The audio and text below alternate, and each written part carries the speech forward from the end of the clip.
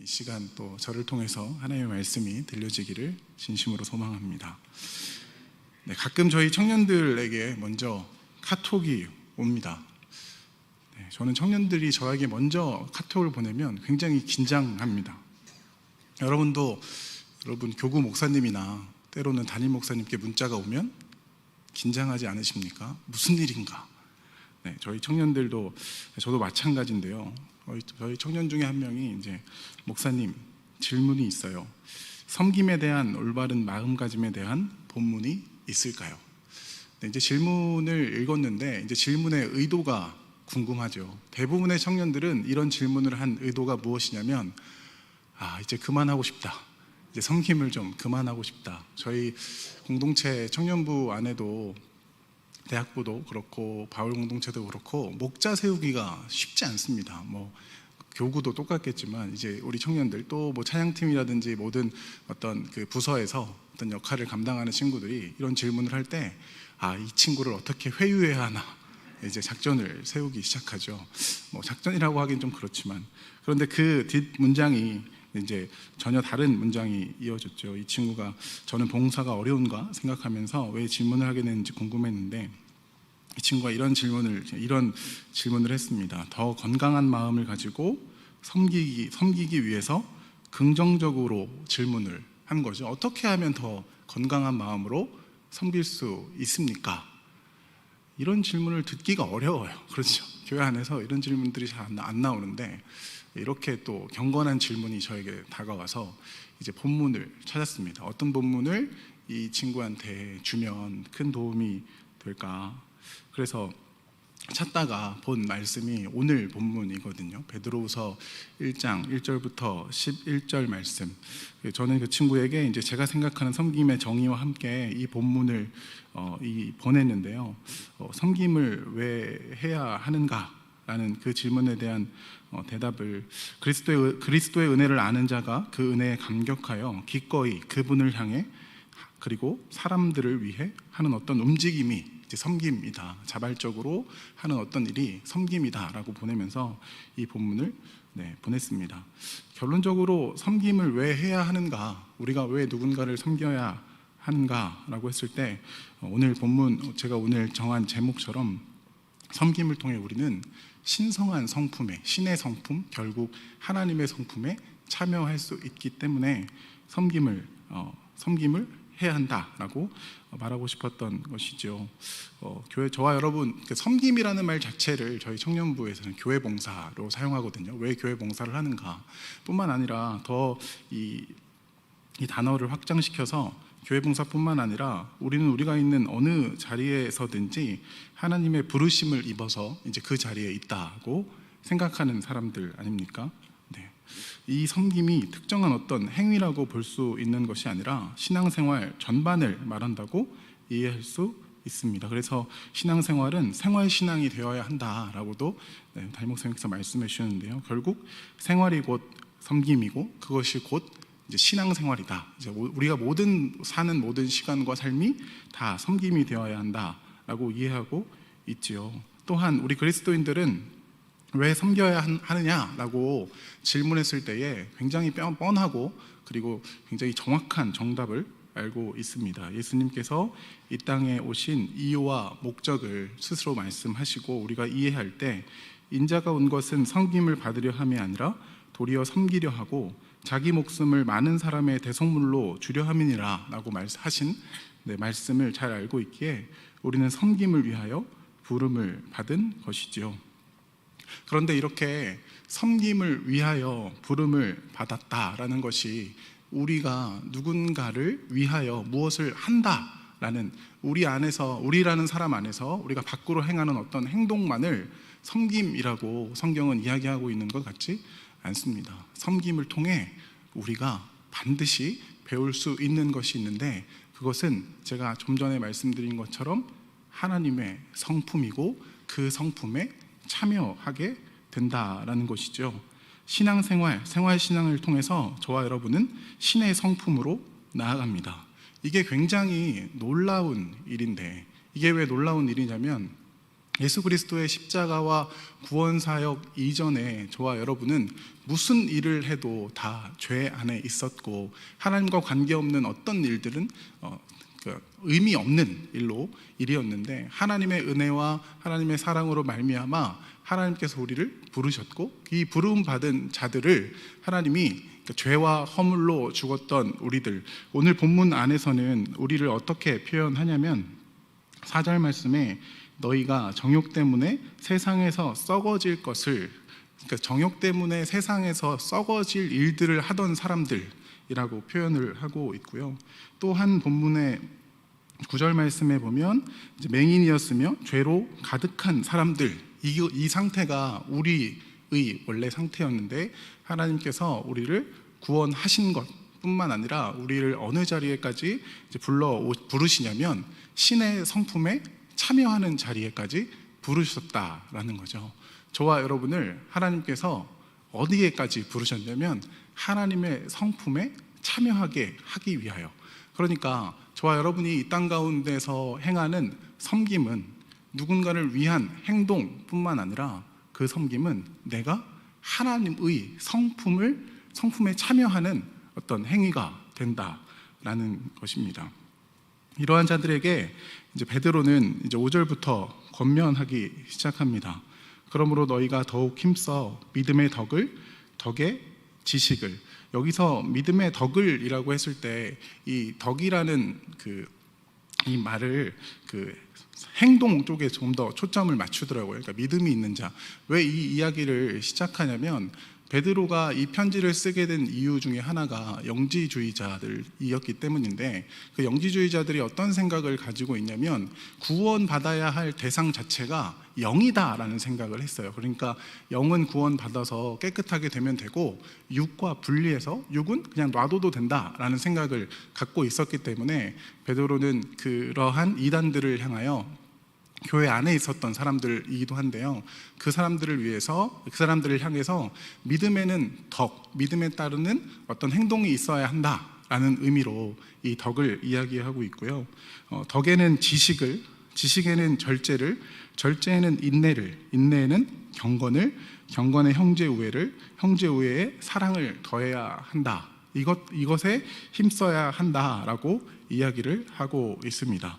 신성한 성품에 참여하는 저와 여러분, 우선 다시 정해야 되는 것이 있는데, 저와 여러분을 구원하신 이유가 무엇이냐라고 했을 때 신의 성품에 참여하기 위함이고, 육체에 썩을 것을 위하여 살지 않고 하나님의 거룩한 성품을 향해 나아가는 것이다 라고 전제한 후에 이런 것들에 힘써야 한다라고 말하고 있는 거죠. 이것은 우리에게 무엇을 말씀하고 있냐면 저와 여러분의 삶의 시간을 이러한 것들에 사용하고 있는지를 묻는다라고 볼 수 있습니다. 여러분, 하나님께서 우리에게 부여하신 그 시간을 무엇을 위하여 사용하고 있습니까? 육체의 정욕을 위하여, 정말 안목의 정욕, 이생의 자랑을 위하여 우리가 우리의 시간을 사용하고 있다면 우리는 예수님의 십자가의 가치를 깎아내리는 일로 하루하루를 살게 되는 것이 아닌지 모릅니다. 여러분, 우리의 삶은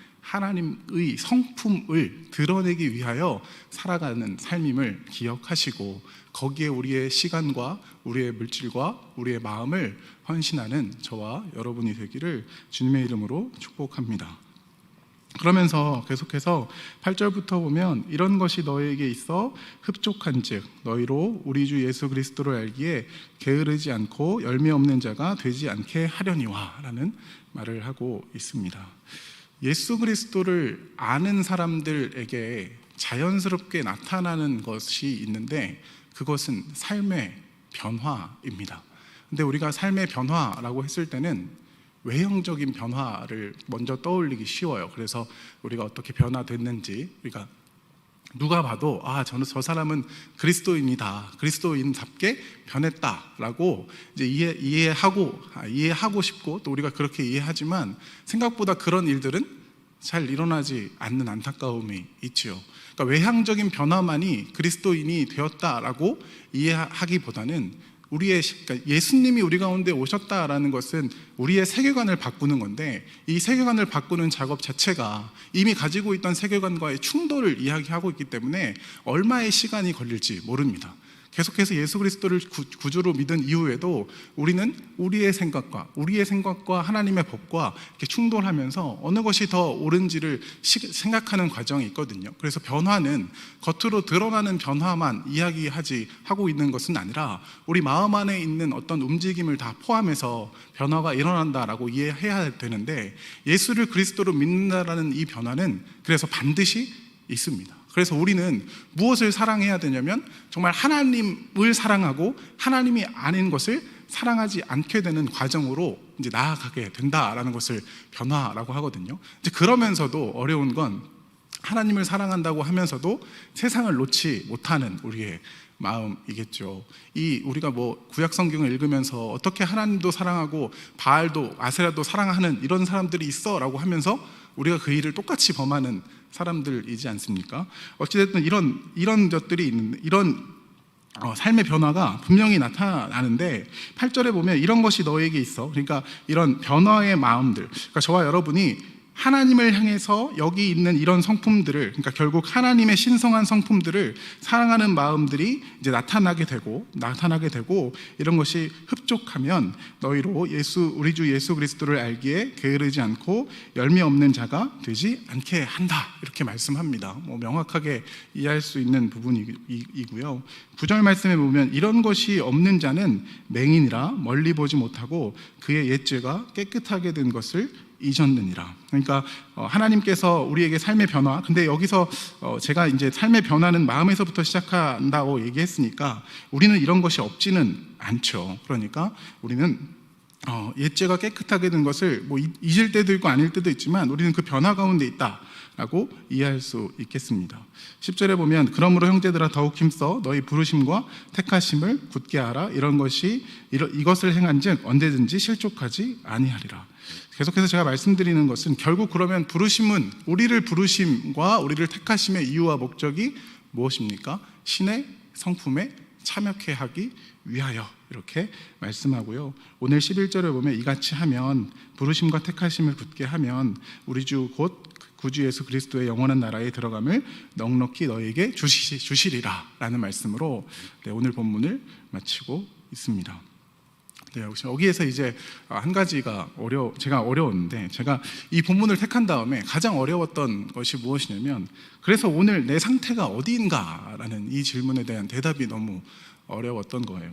이 1절부터 11절까지를 쭉 읽으면서 제가 지금도 갖고 있는 나의 오늘의 상태는 이제 9절 같은 거죠. 이런 것이 없는 자는 맹인이라.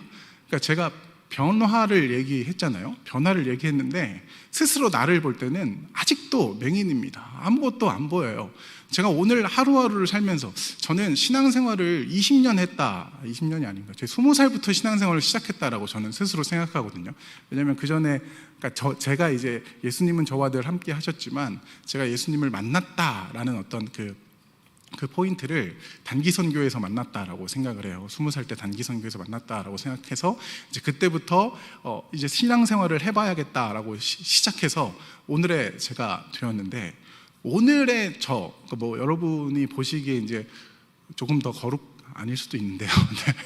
어쨌든 목사라는 옷이 있으니까, 목사라는 이 옷을 입고 있으니까 누군가가 보기에는 거룩하게 보실 수도 있고, 목사가 그냥 그래 이렇게 보실 수도 있는데, 결국 신앙생활을 20년 정도 해오면서 저의 삶을 뒤돌아보고 오늘 내 자리가 어디냐라고 했을 때 아직도 맹인 같은 겁니다. 그래서 제가 위에서 변화가 없을 수 없다고, 변화가 있다라고 얘기하면 제가 신앙이 없는 자가 되는 거잖아요. 근데 저는 분명히 예수님을 믿거든요. 저는 예수님을 구주로 고백하고, 저는 예수님을 성령께서 내 안에 계심으로 예수를 고백하게 하셨다라는 신앙 고백이 분명히 있음에도 불구하고 제 삶의 열매가 나타나지 않는다라는 것이 이 본문을 읽으면서 처음에는 쉽게 주고 이 본문으로 설교해야겠다라고 시작했는데, 오늘 7시에 예수님이 다시 오셨으면 좋겠다는 마음을 먹은 이유가 여기에 있는 거죠. 이렇게 곰곰이 앉아서 생각을 하는데, 이 본문을 읽으면서, 이 구절을 읽으면서 어쩌면 내가 맹인이구나라는 고백하는 것 자체가 하나님이 오늘 나를 깨닫게 하시고 나를 돌이키시는 방법이 아니신가라는 생각을 했습니다. 어쩌면 우리 신앙생활하는 우리 모든 사람들 가운데 열매가 나타나지 않아 힘겨워하는 사람들이 있지 않습니까? 이렇게 열심히 열매를 위하여 내가 조금 더 인격적 성숙을 이루고 싶고 누구보다는 아니겠지만 어제보다 나은 내가 되고 싶고, 어떤 직분으로서 장로님이시든 권사님이시든 집사님이시든 오랫동안 신앙생활을 했다 하면 이제는 좀 괜찮아야 되지 않느냐라는 우리가 이런 질문들을 할 때가 있지 않습니까? 그런데 늘 나는 그 전에 있는 나를 발견하는 거죠.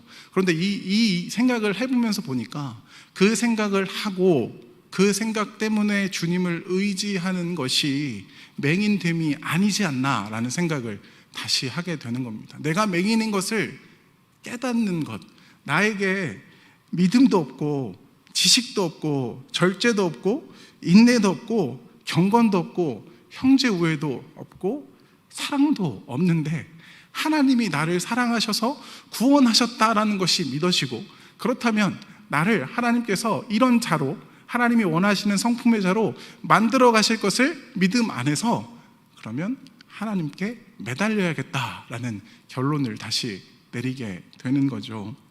3절에 보면 그의 신기한 능력으로 생명과 경건에 속한 모든 것을 우리에게 주셨다라고 지금 성경이 우리에게 가르쳐주고 있는데, 저는 이 말씀을 믿습니다. 이 말씀이 이 신기한 능력으로 생명과 경건에 속한 모든 것을 나에게 주셨음을 믿습니다. 그러나 내가 연약하고 부족함도 믿습니다. 그럼 이 간극을 어떻게 해결하실 것인가 라는 것에 성령께서 하실 것도 믿습니다. 여러분, 저와 여러분의 삶에 오늘 신앙의 현주소가 어디입니까? 저와 비슷한 상태이십니까? 그럼에도 불구하고 예수를 고백하는 것 자체가 참으로 부담되십니까? 네, 그 부담감을 가지고 주께로 나아오시는 저와 여러분이 되었으면 좋겠습니다. 믿음 없다라는 것이 우리의 진정한 신앙 고백 아닙니까? 우리가 언제 믿음이 있습니까? 우리가 믿음이 있다 한들 우리는 연약하여 믿음 없는 자를 판단하고 정죄하는 잣대로 우리의 믿음을 사용할 수밖에 없는 자들 아닙니까? 우리 대덕한빛교회는 그 믿음 위에 그리스도께서 내 안에 계시고 내가 연약하지만 성령께서 나를 하나님께서 이끌고 가시는 그 자리까지 데리고 가실 것을 믿음으로 성령 안에서 그 평안의 복음을 누리시는 저와 여러분이 되시기를 주님의 이름으로 축복합니다. 오늘의 결론은 2절입니다. 하나님과 우리 주 예수 그리스도를 알므로 은혜와 평강이 너희에게 더욱 많을지어다. 예수를 아는 것, 그 예수께서 하신 일과 예수를 안다라는 것은 하나님을 아는 것이고 삼위일체 하나님을 아는 것 아닙니까? 성령께서 우리 가운데 계신다라는 것을 믿는 것이니까 그 예수를 알므로 은혜와 평강 가운데 우리의 연약함을 인정하고 하나님의 주되심을 인정하고 그의 강하심 안에서 하실 사역을 기대함으로 오늘을 승리하시는, 결국 그렇게 하여 신성한 성품에 참여하시는 저와 여러분이 되기를 주님의 이름으로 축복합니다. 아멘. 함께 기도하겠습니다. 하나님, 연약하고 부족한 자, 오늘도 보지 못하는 맹인, 어쩌면 오늘 하루도 정욕으로만 살아갔던 우리를 사랑하사 그리스도의 피로 구원하여 주시니 감사합니다. 우리의 연약함을 분명히 인정하오니 주여 우리의 소리를 들어주시고 하나님의 능력을 의지하오니 하나님의 방법대로 우리를 더욱 경건하게 하여 주옵소서. 생명과 경건에 속한 모든 것을 우리에게 주셨음을 기억하고 기대합니다. 성령님께서 이끄시는 그 자리에 순종함으로 나아가는 우리가 될 수 있도록 주님 함께하여 주옵소서. 예수를 알므로 은혜와 평강이 가득한 우리 모든 대덕한빛 교우들이 되게 하여 주옵소서. 예수 그리스도의 이름으로 기도합니다. 아멘.